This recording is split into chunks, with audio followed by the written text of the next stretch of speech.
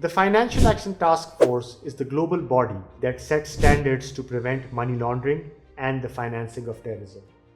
It evaluates countries through detailed peer reviews that assess both the strength of their laws and how effectively those laws work in practice. When a country has strategic deficiencies, the FATF places it under increased monitoring, known as the grey list informally.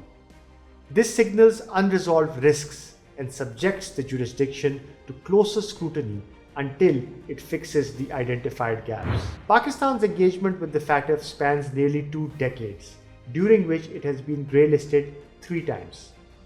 Estimates suggest that these grey listings have cost Pakistan approximately $38 billion in lost economic activity.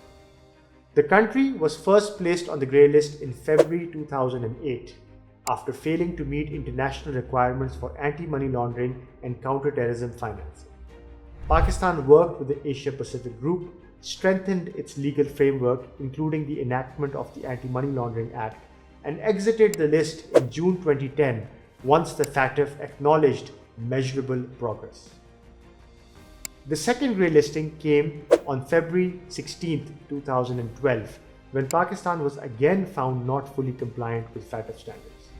Over the next 3 years, the country introduced reforms to address the shortcomings identified by the evaluators, including a review of the Anti-Terrorism Act of 1997. On February 26, 2015, the FATF announced Pakistan's removal from the grey list, noting significant improvements in its legal and regulatory systems. Pakistan's third grey listing began on June 28, 2018.